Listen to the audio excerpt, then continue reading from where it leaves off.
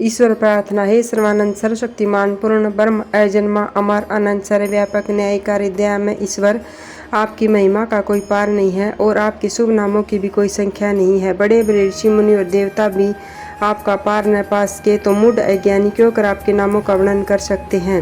हे महाप्रभु, आप ऐसे दयावान हैं कि आप अपने अपार दया से गूंगे को वाचाल और लंगड़े को पथ फाँदने के योग्य बना सकते हैं। हम तुच्छ जीवों को भी अपनी इस दया के योग्य बने कि सर्वदा आपके चरणाबिंदु का ध्यान रखते हुए संसार में अत्यंत हर्ष के साथ रहकर अंत को आपका शुभ धाम प्राप्त कर सके। हे प्रभु, ऐसी कृपा कीजिए। ओम शांति शांति शांति। अथ चौथा अध्याय। श्री कृष्ण भगवान अर्जुन जी से कहते हैं, हे अर्जुन, यह कर्म योग प्रथम मैंने सूर्य को सुनाया था। सूर्य ने मनु को कहा और फिर मनु ने अपने पुत्र इक्ष्वाकु को कहा था। यह ज्ञान योग इसी कर्म से चला आया है, इसे ऋषि लोग जानते थे। हे परंतप, यही योग फिर बहुत काल बीतने पर नष्ट हो गया। यही प्राचीन योग आज मैंने तेरे प्रति सुनाया है। तुझे सुनाने का यही कारण है कि तू मेरा परम भक्त है और सखा भी है, इसलिए यह गुप्त भेद तुझे सुनाया है। यह सुन अर्जुन ने पूछा कि हे श्री कृष्ण, तुम्हारा जन्म पीछे हुआ है और सूर्य पुरातन है, फिर हम कैसे जान सकते हैं कि यह आपने यह कर्मयोग सूर्य को कब सुना था। अर्जुन की बात सुन श्री कृष्ण भगवान जी ने कहा, हे अर्जुन, मेरे और तेरे बहुत से जन्म बीत गए हैं, सो उन सब जन्मों का वृत्तांत मैं जानता हूँ, तुम नहीं जानते हो। सो यद्यपि मेरी आत्मा अविनाशी है, मैं प्राणियों का ईश्वर भी हूँ, तो भी अपनी सात्विक प्रकृति का अवलंबन कर अपनी माया से अवतार लेता हूँ। और हे भारत, जब जब धर्म की हानि और अधर्म की वृद्धि होती है, तब तब मैं अवतार धारण करता हूँ। जो साधु महात्मा अपने धर्म पर स्थिर है, उनकी रक्षा के लिए और पापियों के नाश के लिए और धर्म की स्थापना के निमित्त धर्म बढ़ाने के लिए मैं युग युग में अवतार धारण करता हूँ।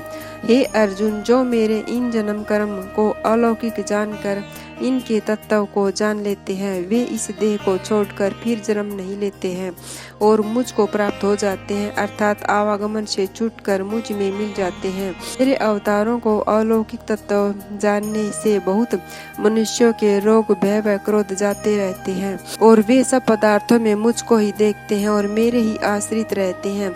हे पुरुष, ज्ञान और तप से पवित्र होकर मेरे भाव को प्राप्त हो गई है और जो मुझे सकाम और निष्काम जिस तरह से बचता है, मैं उसको वैसा ही फल देता हूँ और जो सकाम पूजन करते हैं उनको कर्मानुसार फल देता हूँ और जो निष्काम बचते हैं मेरे स्वरूप को प्राप्त होते हैं। जो तू कहे कि सभी मनुष्य तुम्हारा भजन क्यों नहीं करते हैं, तो उनकी बात सुन।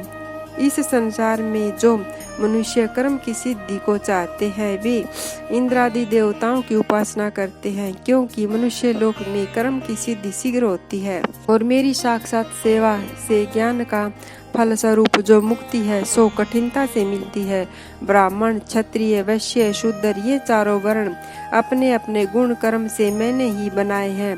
यद्यपि इनका कर्ता अकर्ता मैं ही हूँ, तो भी मुझे किसी कर्म किए का लेप नहीं लगता है, क्योंकि मैं अविनाशी हूँ और इनमें मेरी आसक्ति नहीं है। हे अर्जुन, कर्म मुझको लिप्त नहीं होते हैं और न कर्म फल में मेरी इच्छा है, क्योंकि मैं पूर्ण काम हूँ। जो मुझको ऐसा जानते हैं, वे कर्म बंधन से नहीं बंधते हैं। पहले जनकादिक समस्त जनों से ऊपर कही हुई सब बातें जानकर कर्म किया गया था, इससे अब तुम भी वही कर्म करो जो पूर्व पुरुषों ने पहले किए थे। हे अर्जुन, कौन सा कर्म कर्तव्य है और कौन सा कर्म करने के योग्य नहीं है, इस बात के विचार में बड़े बड़े पंडितों की बुद्धि चक्कर में पड़ जाती है। उसी कर्म का वर्णन करता हूँ जिसे जानकर संसार के बंधनों से मुक्त होकर छूट जाओगे। एक तो वे कर्म हैं जो शास्त्रोक्त रीति से अवश्य ही करने योग्य है, एक वे कर्म है जो निषिद्ध हैं और एक अकर्म है जिनका तत्व ज्ञान होने पर त्याग कहा है। इन तीन प्रकार के कर्मों का विचार करना अत्यंत आवश्यक है, क्योंकि कर्म की गति बड़ी कठिन है। जो कर्म को अकर्म और अकर्म को कर्म समझता है, अर्थात कर्म करना जिसके ज्ञान में बाधा नहीं है और शास्त्रोक्त कर्म न करने में ही कर्तव्यता देखता है, वही ज्ञानी संपूर्ण कर्मों का करने वाला है। हे अर्जुन, ज्ञान रूपी अग्नि से जिनके सब कर्म जल गए हैं, ऐसा जो होवे तिसको ज्ञानी पुरुष पंडित कहते हैं। जो कर्म फल की इच्छा करता है और न ही उसमें आसक्ति रखता है और सबका आश्रय छोड़कर नित्य तृप्त रहता है, यद्यपि ऐसा मनुष्य कर्म में प्रवृत्ति रखता हो तो भी वह कुछ भी नहीं करता है। जो संपूर्ण आशाओं को छोड़कर चित्त और आत्मा को वशीभूत कर सब संसारिक झगड़ों से मुख मोड़कर केवल शरीर मात्र से ही कर्म करते हैं, वे विक्रम बंधन से पीड़ित नहीं होते हैं। हे अर्जुन, जो पुरुष अपने आप मिली हुई वस्तुओं पर संतोष करते हैं, दुख सुख लाभ हानि से जिनके मन में वेदना नहीं है, जो मत्सरता से रहित है, जिनकी बुद्धि सिद्धि और असिद्धि में समान है, वे कर्म करके भी बंधन में नहीं बंधते हैं। जो भाई बंधु स्त्री पुरुष आदि की आसक्ति से छूट गया है और सांसारिक विषयों से मन को रोक रखा है और ज्ञान में जिसका चित्त स्थिर है, वह यज्ञ के लिए जो कर्म करता है उसके वे सब कर्म वासना सहित लीन हो जाते हैं। ब्रह्म के अर्थ और ब्रह्म ही हवि तथा ब्रह्म रूप अग्नि। इसी प्रकार जो जानता है अर्थात होम अग्नि श्रुवा हवि कर्ता घृत आदि सब सामग्री ब्रह्म स्वरूप है। क्रम में ही जिसकी ब्रह्म क्रम में ही वृत्ति है, वह अवश्य ही ब्रह्म को प्राप्त होता है। हे अर्जुन, कितने ही कर्म योगी श्रद्धा पूर्वक इंद्र आदि देवताओं की पूजा करते हैं और कितने ही ज्ञान योगी ब्रह्म रूप अग्नि में ब्रह्म रूप से हवन करते हैं। हे अर्जुन, कितने ही ऐसे योगी हैं जो अपने नेत्र कान आदि इंद्रियों को संयम रूप अग्नि में होम देते हैं और कितने ही इंद्रियों के रूप शब्द आदि विषयों को इंद्रिय रूप अग्नि में होम देते हैं।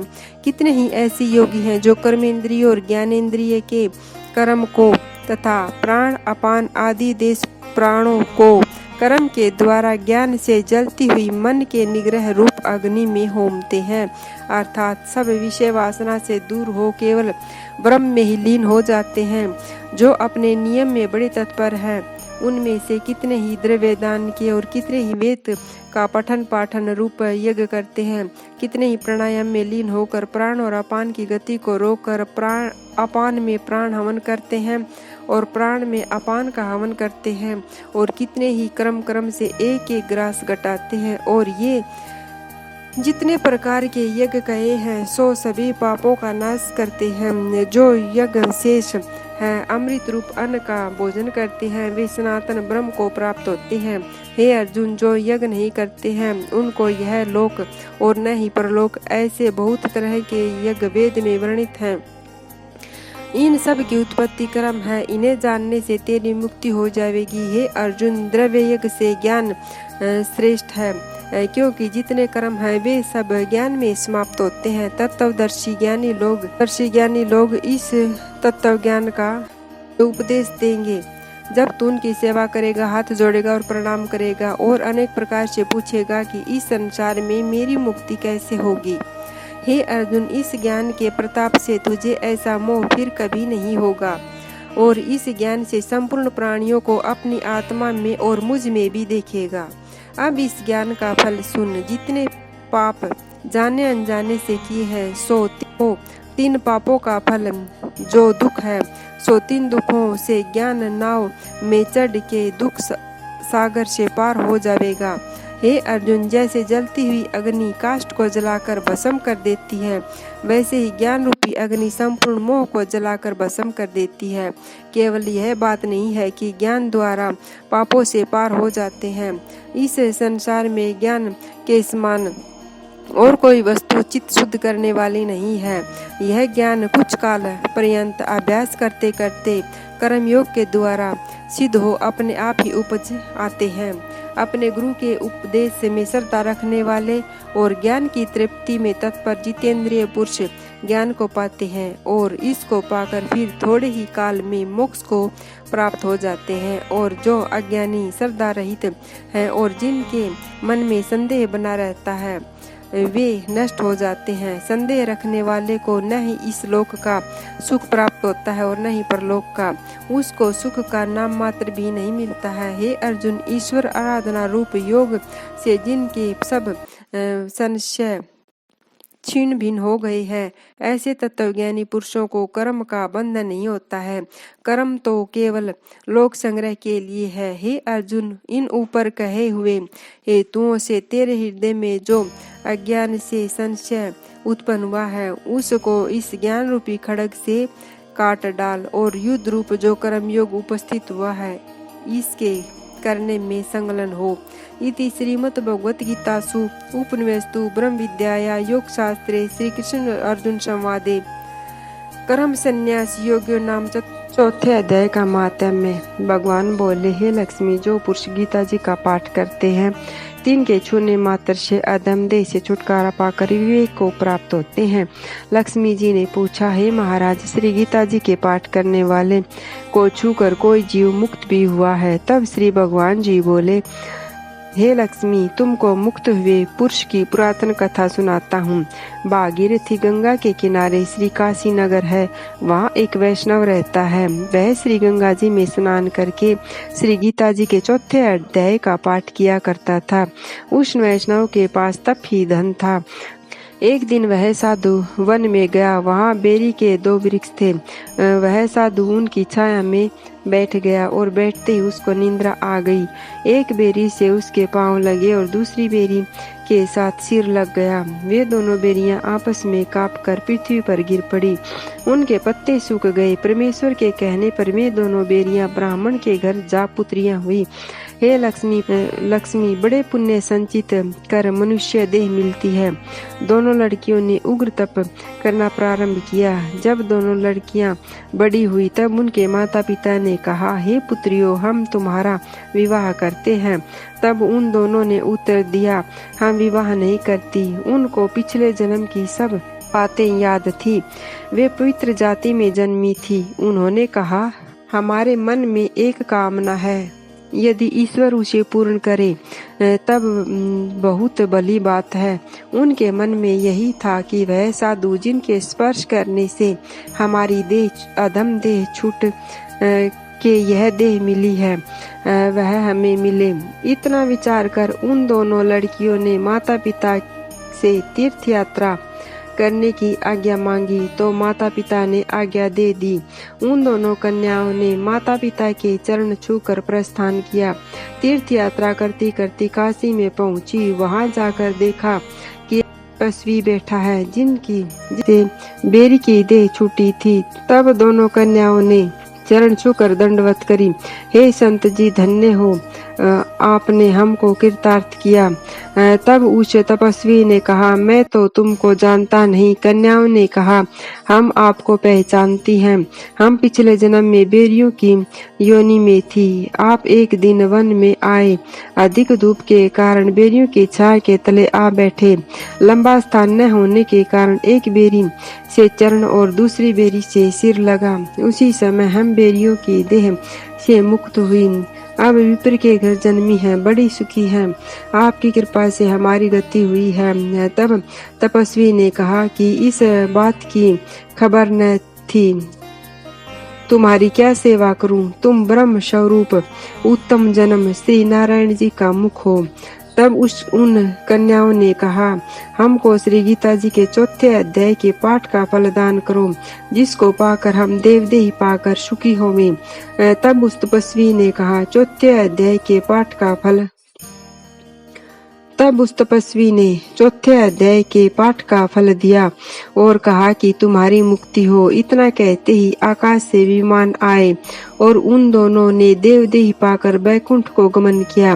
फिर तपस्वी को ज्ञात हुआ कि श्री गीता जी के चौथे अध्याय का ऐसा महात्म्य है। तब श्री नारायण जी ने कहा, हे लक्ष्मी जी, यह चौथे अध्याय का महात्म्य है जो मैंने तुमको सुनाया। इति श्री पद्म पुराणे तीसवर संवादे उत्तराखंडे गीता महात्म्ये नाम चतुर्थ अध्याय समाप्तुम। जय भगवत गीते मैया, जय भगवत गीते। हरि कमल विरणी सुंदर सुपुनीते। ओम जय भगवत गीते। काल में सुमर में प्रकाशी कामा शक्ति हारा, मैया कामा शक्ति हारा। तत्त्वज्ञान विकासिनी विद्या परम परा। ओम जय भगवत गीते। निश्चल भगति विदायनी निर्मल बलिहारी। मैया निर्मल बलिहारी। शरण रहस्य प्रदायनी सब विधि सुखकारी। ओम जय भगवत गीते। राग विवेश विदारिणी कारिणी मोधि सदा। मैया कारिणी मोधि सदा। भव हारिणी तारिणी परमानंदे प्रदा। ओम जय भगवते गीते। असुरे भाव विनाशनी नाशनी तम रजनी। मैया नाशनी तम रजनी। देवी सद्गुणी दायनी हरि रसिके सजनी। ओम जय भगवती गीते। समिता त्याग सिखावनी हरि मुख की वाणी। मैया हरि मुख की वाणी। समल शास्त्री की स्वामी श्रुतियों की रानी। ओम जय भगवती गीते। दया सुधा बरसावनी मातु कृपा कीजे। मैया मातु कृपा कीजे। हरि पद प्रेम दान करे अपना कर दीजिए। ओम जय